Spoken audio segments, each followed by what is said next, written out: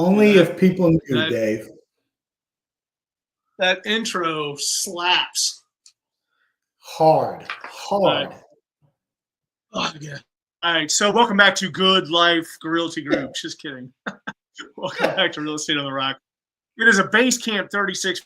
Basecamp 36. Over the next few weeks, you'll find out more what that is. However, Real Estate on the Rocks is a podcast where we talk about all the things that are related to happening, business and how we can help you. Yes, sir.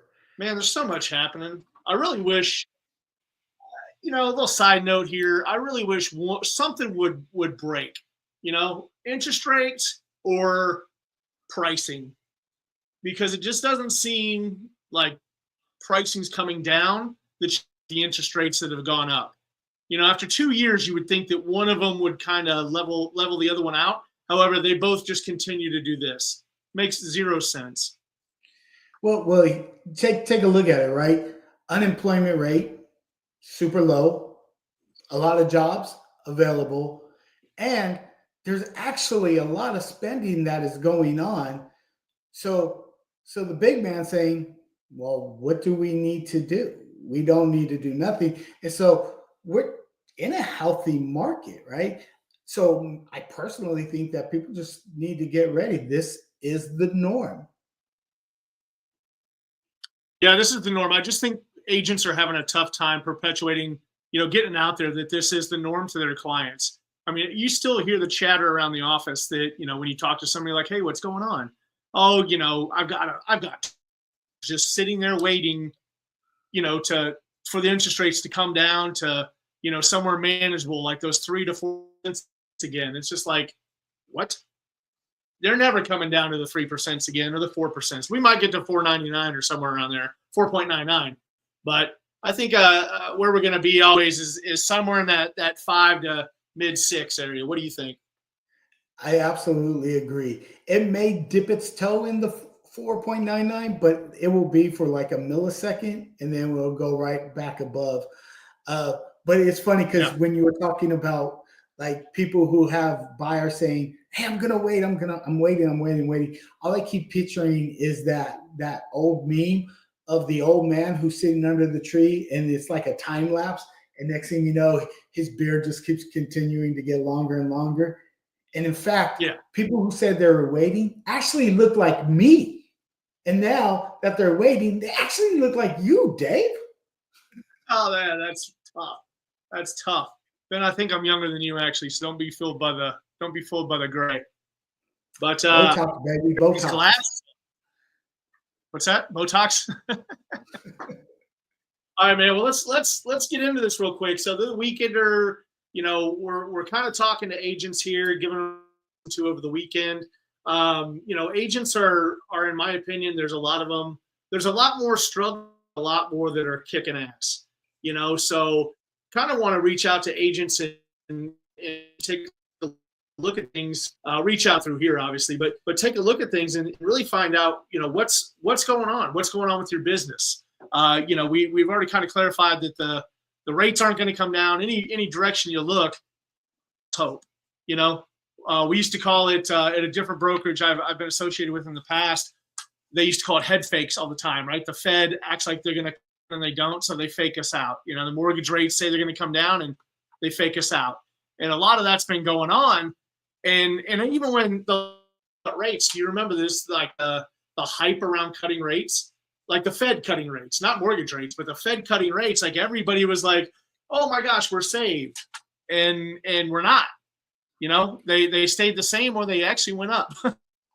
It's like what's your advice to the agent out there that got in the business the last 4 years? Because that's the craziest part of this, is that I've been in it 12 years, so I've seen some up and down.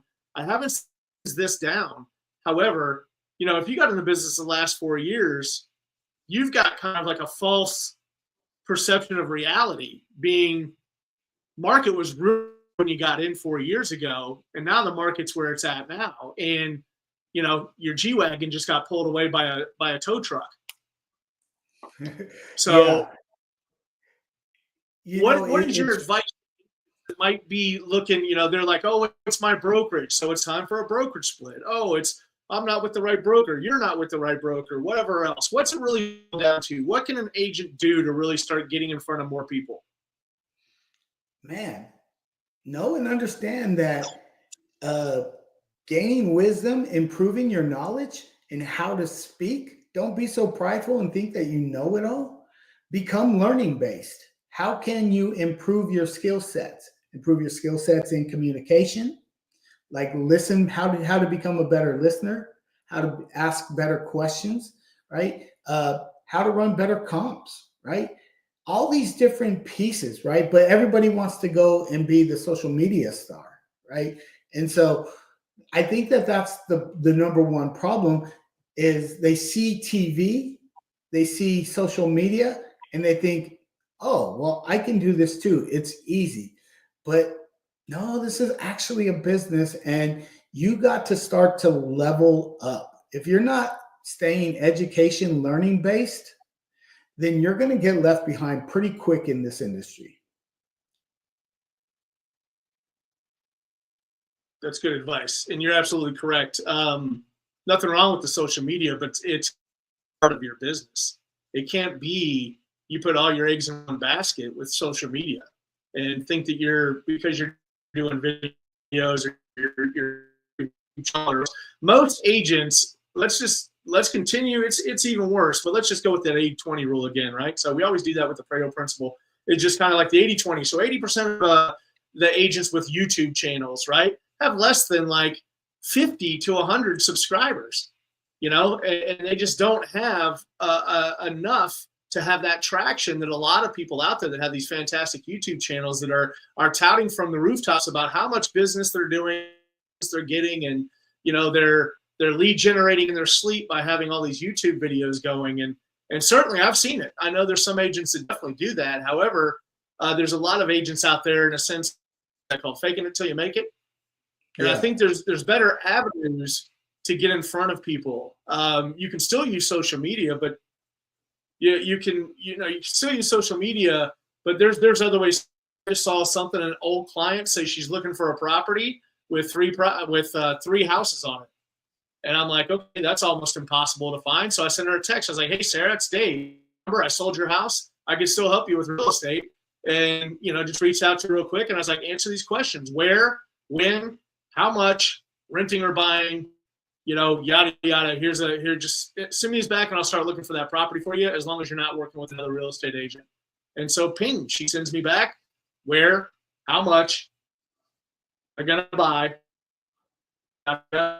Looking for a compound, I know, with 3 houses. So that's how I'm using social media these days is I'm looking for opportunities through social medias. And as much as I do with attraction, there's a lot of where I go out there and kind of prospect that way also and leave comments on stuff and wedge myself into conversations.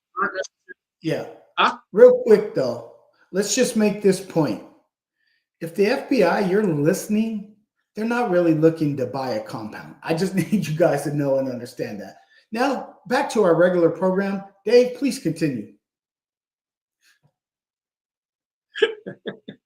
So you get what I'm saying there. So I'm trying to use social media to the best of my ability as one of my spokes in my wheel, right? Of this is my lead generation spoke. What I'm going to go out today do is social media. I'm going to comment on everybody's posts, right? And then I'm going to drive my videos back over to Facebook, really talk about real estate. So now they're in my algorithm. And so that's what I'm trying to do right now with this stuff is as long as another spoke being in YouTube, another spoke being Instagram, another spoke following up with clients and just saying, Happy New Year, it's such an easy text to send people like Happy New Year. What's your preferred diet? What are you doing? Did you make a New Year's resolution? And then from the hill about their resolution. So we're seeing a little bit of success from that. I kind of hijacked the conversation there and took it to the left. But what do you think is the strongest model for realtors right now? Yeah, again, FBI, he's not really hijacking stuff. Dave, you know we live near Waco, Texas. You got to be careful. David Koresh was out here. FBI is strong in this area. So, man, okay, done with the FBI jokes, promise. Unless you're listening, you could get us more followers and subscribers. FBI, please subscribe right now. Thank you. Okay, so what was the question? I don't know. We keep cutting out. Our connection's so bad. I keep losing my kind of train of thought here because I don't know if you're there or not. You look frozen. So I don't know if you're messing with me. If you're just freezing on purpose. I'm here, and so I love that. I'm here, but here's my thought. Really, you're frozen again. I guess maybe if we sing "Let It Go." Yeah, if anybody's watching this,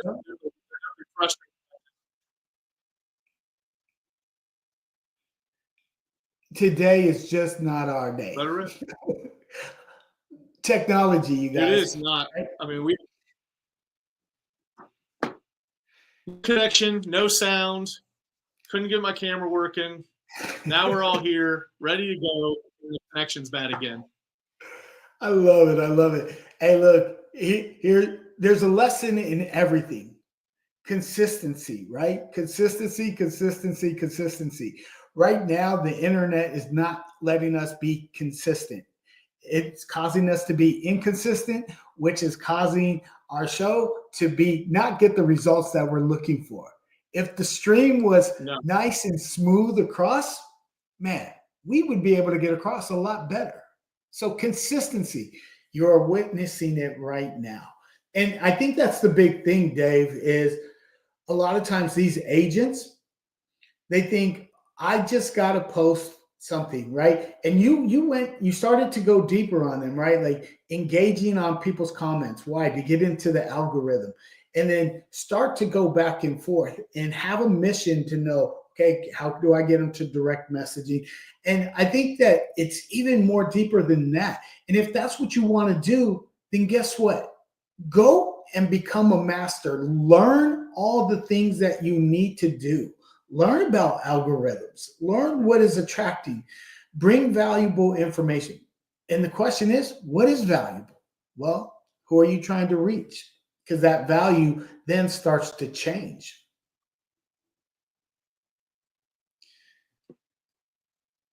What do you mean change? Okay, first-time home buyers, what's valuable to them? Hey, what kind of down payment assistance programs do you have? What programs are available for me to get more money? Second, third time, fourth-time home buyers? I've already bought homes. I've already invested, and I got the money to pay that. I don't need these things, right? Investors, hey, who do you got that can help me flip my home? What network do you have that you could connect me with? So knowing your audience and what you're trying to accomplish. Luxury, right? Hey, what is it? You better know those luxury products that those people are looking for. So know your audience. Know where you're trying to look for. What is it that you're trying to accomplish? Right. Segues us into what we've been talking about lately on a lot of deep dives we've been doing is going deep versus wide, right? So many agents right now are going because they have to. Even myself, I found myself going a little bit wider than I like because the listings weren't there. We're usually, I say usually, but over the years we've got a track record of being listed heavy. A month, 2 to 3, and then the kind of listings turn to leads, and that's our leverage is that I can provide leads to the team. And so we didn't have the listings we've had over the past 2 years because of things like the higher interest rates and people refied at a really low. It was really hard for them to move. So, I wasn't able to stay deep as I wanted to. So I had to go a little bit wider. And that meaning that now I take, I've got a listing out in Briggs, Texas, got a listing out in Thorndale, Texas. That's far. I've got 2 listings over in Mayfield Ranch, which is a little bit closer. More my week, I'd say. and now I'm taking another listing over here. So I'm able to kind of bring it back in. But for the past 2 years, I've had to work out of my comfort zone, which is what, Georgetown, Leander, Cedar Park, there's some local areas around. I really like to work where my niche is, you know. But what do you see with agents right now? I mean, they're just kind of, it seems like they're scattered, and I think it's hindering their success more than anything. No, I agree 100%, right? Like they're in the mindset of trying to grab everything. And for me, and yes, look, I've been in the industry for over 20 years, so it does help a little bit, and I understand that completely. But I wish I would have known to focus in a certain area and become the expert of that area versus trying to grab everything. One, it's going to tire you out and burn you out really quick. I don't know about you, but I'm not trying to travel 45, 50 minutes to go open up a door or have to go put out a sign, right? So if I stay in my city and know my schools, know my parks, know my religious centers, the churches, the mosque, all those different things, know the events that are coming on, and I become what the digital mayor of my city, man, then you'll see that you can really start to become hyper focused and build a really, really strong business. And here's the little pro tip, Dave. You don't need to get all of the business. You know, if you just got 1% of a city's business, an average city here in our Central Texas metro area, right? Like if an average city sold 5,000 homes in a year, you got 1% of that. How many homes are you selling? Right? That's a good amount of homes that you can have. And so I think that's the big thing, is just understanding I don't need everything.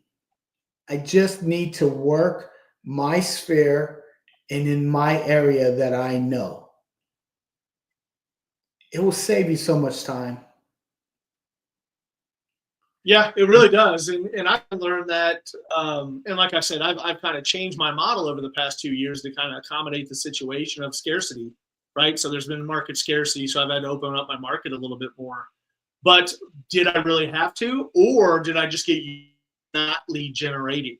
You know, I built my business off of lead generation and, you know, doing some of the hard stuff that a lot of people don't do, you know, these days. But or that agents frown upon, or they're just simply not going to do it, and or talk poorly about that source. But I mean, I did the door knocking, I did the, you know, face to face, belly to belly networking that I think you needed to do. You know, another thing was I started a Facebook group that just revolved around bourbon. You know, and I like bourbon. I saw things that I liked, and I'm just going to start this. And that came with always trying to interject myself into conversations that didn't necessarily have to do with real estate, but I would have like happy hours and things like that. So I was trying to get belly to belly and face to face. And I was calling a lot of FSBOs, expireds, and withdrawals back when I was first getting started. And that parlayed into things getting a little bit easier, and was able for me to set my, you know, working down the funnel until I had them into my niche. But now, once again, like I said, I've had to open that up. So I could still see where agents are. However, you know, we have some new agents around the office that are traveling all over the place just to get one deal closed. And it's just like, man, you're spreading yourself so thin, it might be worth it to, you know, send some lattes over at Starbucks at $13 an hour, because you're putting a lot into this for nothing. Yeah. And, you know, here in real estate, you know, it might be better to go get one of those jobs. But here's the thing. Here's the thing that just blows my mind, Dave, is simply this.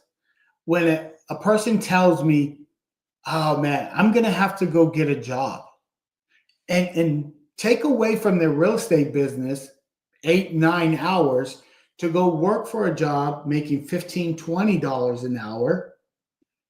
Well, guess what?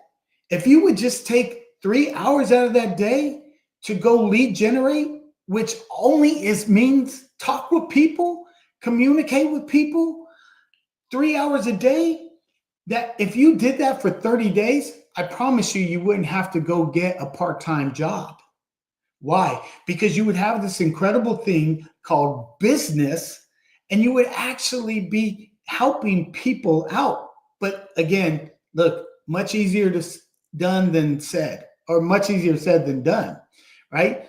The problem is people say, don't know, where do I go? Who do I talk to? Or I'd rather just text somebody. I'm sorry. For me, I'm from that generation. You got to talk to people. Text is cool. Don't get me wrong. You can do that, but you got to talk with people. Yeah. And if you just do that. See, you like 3 hours a day, and I've got a plan that I came up with, and it's going to be something and it's nothing groundbreaking, and I picked it up from somewhere else. However, if agents did it just for 30 days, 60, 90 days, it would be mind blowing, I think, to them. And they would see their trajectory just go like that, like a Nike swoosh. But 2 hours a day, 10 hours a week, 40 hours a month. How would you like to work 40 hours? It's like you can lead with that. How would you like to work 40 hours a month? That's it. And the rest of the time is just doing all the stuff that you want to do, shuffling paper from one side of the desk to the other, and then taking a lunch break. That seems to be what a lot of real estate agents are doing. No disrespect. I do have eyes and walk around the office and see the agents here is that most of them are locked in conversations about some other type of drama they don't need to be in. That's a big one. But just really kind of, what would you do for 2 hours? Just pick if it was designing flyers on Canva for 2 hours for you every single day, designing all your content for all the whole month. 2 hours a day working towards that. If you're an open house agent, work 2 hours a day on planning the most successful 2 open houses over the weekend, and take Tuesday and Wednesday off if you need to, if you don't want to work 7 days a week. But to get your, like someone's got to, like, I feel like it's me. Like I've pouring into agents a little bit more of like, hey, look, pull your head out of your rear end. Not a career for the lighthearted. Like it takes 7 days a week. I remember once, and I could go back to my old social media stuff, and I reference me because that's all I know is me, right? So is it that I was saying like, man, 52 days off, a day off. And I remember people saying things like, oh, you've got to take a day off. You need to unplug. I'm building a business. Like this is no different from anything else. You think if I was to open a food truck, I could take a couple days off? If I was to open up a plumbing business, I could just take a couple days off while I was trying to build it, and if I this or did that, like, why are we so convinced in this real estate thing that it's not a professional career and we don't have to work at it all day? Why would you be willing to go get a job and listen to your boss say, hey, be here at 9 o'clock, take your lunch at noon, be back here at 12:30, and then you could leave at 5. You'll listen to you say that, but you won't listen to yourself to when you're starting your own business. Like being a real estate agent is running your own business. Most people think that they align with their brokerage. They're going to go plug in and be a part of their brokerage. That's great. That's exactly how it works. But that's where it ends. Brokers are just brokers. Brokers are where you hang your license, and that's the cost of doing business. You have to align with. That's great. All the value they give you with websites and this tool and that tool and pricing tools, whatever else. It's not going to do anything for you if you don't have clients. So, with that said, what is our job description, Ben, as a real estate agent? Well, I'm going to time out real quick before I get into the job description, because I want people to know, first and foremost, this is what I love about our industry, okay?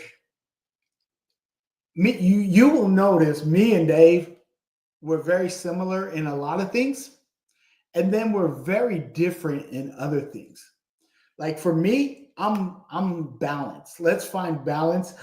I don't need to work 7 days a week, but what I do need is when I am putting work into my business, I need to be focused on putting that work into my business. Now, I also believe, right, like we're doing this to make a better life for ourselves, to make a better life for our family. And so just stay focused, right?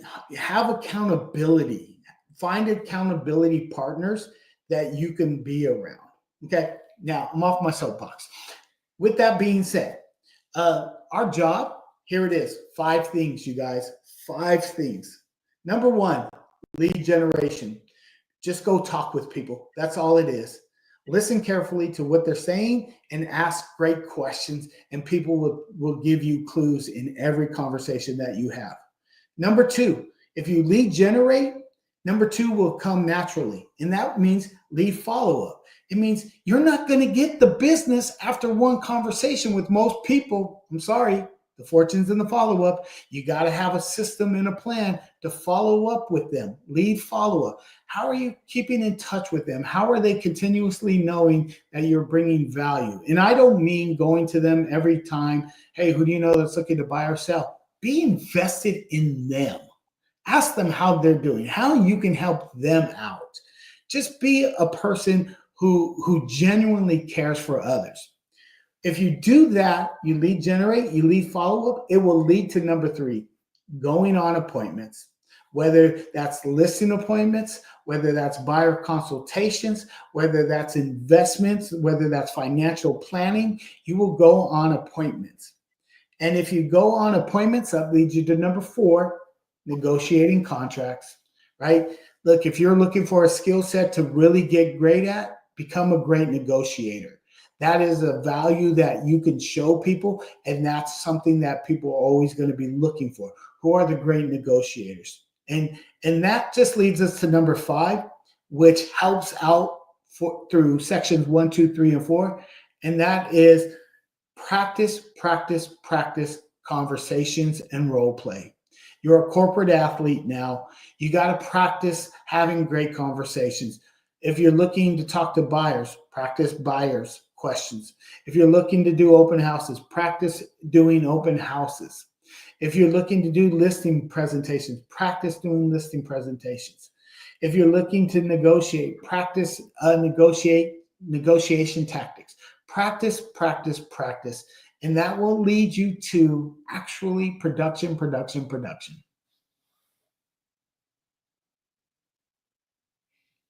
Sounds lame. I'm just kidding. Yeah, I know. But let's get back to the conversation we can have right there. Is that how we differ?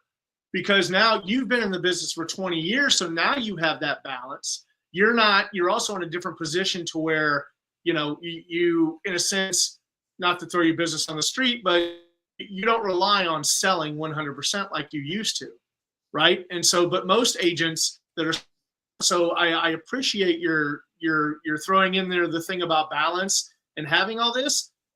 I just think it's my opinion, but it's one that I share with a lot of people. And you know how this business is divided on how to do this business is divided on how to do business. But I really do think is we're talking to agents, right, that are really kind of in that or just starting out, right? So I don't think there's a lot of room for balance there if you're wanting to make it at this. If your bills are $500 a month, cool, then probably you could do that. But more than likely, over the past few years, if you were in this business for a few years, you started making money, you adjusted your lifestyle, you bought a house yourself, you bought a car, you got a dog, you added another dog. Your kids are a different grade now where they're actually wearing clothes that cost a little bit more money. Food's gotten really expensive. I mean, hell, I bought eggs last night. 36 eggs were $14.50. Mind blown. 36 eggs? Who are you, Kuhan Luke? Old man joke. Carnivore guy, baby.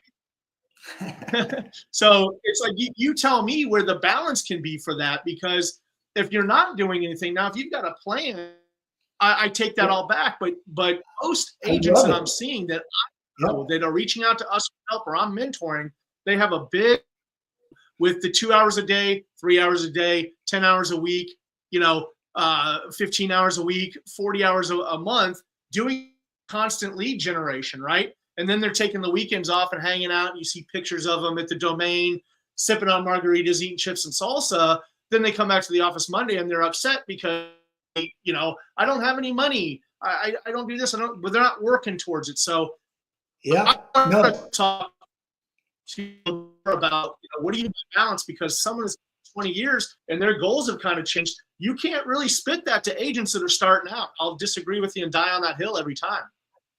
let's time out, Dave. Time out, time out. You keep asking me the same question. I'm gonna come in here. Time out, referee. Here it is. How do you find the balance? I think the number one mistake that agents, a majority of agents make, is they don't know and understand how much they need to make. They don't do a budget.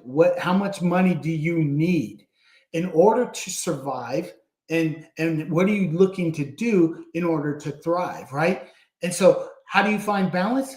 Find out how much you need to make, and then build out that plan. That's the number two mistake. They don't have a plan. They just go in every single day of, oh, I'm going to wing it. I'm hoping that somebody's going to come to me and drop a genie in the bottle and say, hey, I want to buy $1 million property with cash, and I want to buy it in 2 days. Sorry, in majority of the time, that's not going to happen. Okay. So you got to know how much you need to make. And then two, you have to have a plan. And so, for example, if you're a new agent, here's how you find balance. Yes, you do your lead generation. You have to know what your top 2-3 lead generation forms are. Social media, your sphere, open houses, new homes, investments, whatever that is. You got to have 2 or 3 streams of lead generation, 2 or 3 hours, right? And as you're doing that in the beginning, look, I always say, hey, if you have an opportunity in a brokerage to do like phone duty, where a majority of calls are coming in on leases, or talking to teams that have a lot of rentals, hey, I'll take care of your leases for you. And going out there and doing the leases. Now, here's the thing, having a conversation with the person and finding out why they're looking to lease versus buying. And then number two, once they do lease, do you have a plan to actually get them to convert to become a home buyer in the next year or two, right? And so there is specific plans and models and systems for that. And so when you learn to work smart like that, yeah, you could be very, very successful in those 40 hours and just find the balance. Find the balance. That's 40 hours a month is what I'm talking about. For lead generation. So, I mean, but you're working what? But you're working how many hours a day, right? You're working what, on average 8 hours? So if you're working 2 for lead generation, what are you doing in the other 6? You're doing those things that are going to help create other opportunities, whether that's showing homes, showing rentals, like you said, building out your templates, doing all those things, going to schools and finding out what's important about those. You just have to be great at time management. I guess, but that's necessarily, like I said, it's a system divided because most agents don't. So this is what this is for, is that my day's a little bit more planned. My life isn't that hectic, but when I was a new agent trying to make it, most agents don't know, like this is also, I think, another thing, how long have you been with the brokerage you're at? Are you asking me for real? From day one. And I took a 1-year hiatus. Years? Yep. So 19 years with the same brokerage. Correct. Right. So, agents, besides new agents maybe coming into the business or other brokerages, what agents out there, what are their struggles, right? Because you also know the system that you have been put in, which is a system set up for success, right? It's something that you always hear, if you're going to go somewhere in the business to get trained, go to the brokerage Ben's at, and so you hear that a lot. And as soon as you learn how to sell real estate, you leave. That's like a game plan that people are giving people these days, is say, go here to get trained and then join me over here once you're trained, And so I think that there's a reason behind that. And really, I'm trying to touch on it. You don't realize it yet. But I mean, that's one thing that we have to offer, is the brokerage that has trained us to put agents in and really equip them with the knowledge they need the training they need, the mentorship they need, or the coaching they need to really get into production. And within that first 30, 60, 90 days, and whether it's a reboot, I mean, we're getting a lot of realtors back that are paying their dues again and coming back into the market thinking that 2025 is going to be great. And so but they've come back into there thinking like, oh, things are just going to fall in my lap. And we're finding out rather quickly that that's not the case. So what I'm trying to get at here is that there's a system really for everybody out there, but the system I don't think is going to work if you don't work. But understanding, like you said, that was a great point you made right there. Knowing how much money you need, right? So, I mean, everybody's needs are different. Some people need $2,000 a month to live. It's just my truck, $2,000 a month. And that's not a brag statement or anything, but I have a truck that I need so I can pull an RV when we go on vacations and things like that. That truck costs major money in gas. Gas right now is $3.29. So I need about $2,000 a month just for my truck. Then set aside your mortgage, your phone payment, your real estate dues, your food, your family time, activity money, and everything else. My needs are way up here versus maybe a newer agent coming into the business for the first time might not have the same thing. So what I'm trying to do is help them identify of where we can help them and teach them a little bit better if they contacted us. And how would they get a hold of you, Ben? I mean, pretty simple. It's area code 512, Austin, Texas, baby.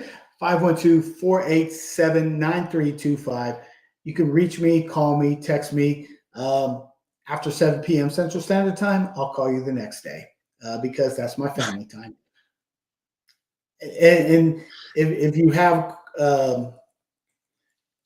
you want to email, if that's easier, ben@thebenlovegroup.com. Why the Ben Love Group? Because I thought that. Email you. I've got 300 podcasts, never got an email once, but they'll text the hell out of you though. Well, bring it on. My number is 512 Dave. We're both coaches. We own a company called Bay 36. It is a newer coaching company to the market, so we're really building it right now. You'll see that these podcasts, we're really just kind of shaking off the cobwebs, getting used to each other's personalities, and really kind of how to interact and how bad are. When I say a joke and it doesn't land for 30 seconds, it's because there's a delay. So it makes you like, well, your first thought is like, oh, I guess that wasn't funny. But then he laughs 30 seconds later. That's, so we're trying to work delays out. But you can get a hold of me at 512-920-DAVE, D-A-V-E, which is 3283. So 920-DAVE, you can call me, text me, send me a video text, do whatever you want to do.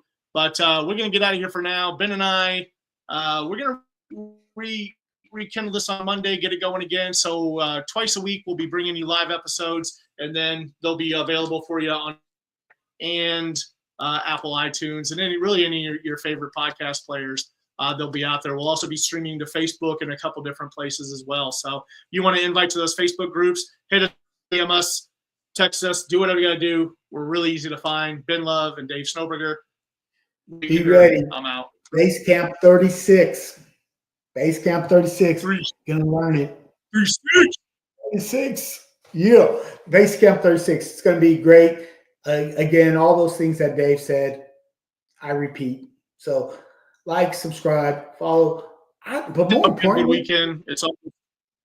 Ask us questions. Peace.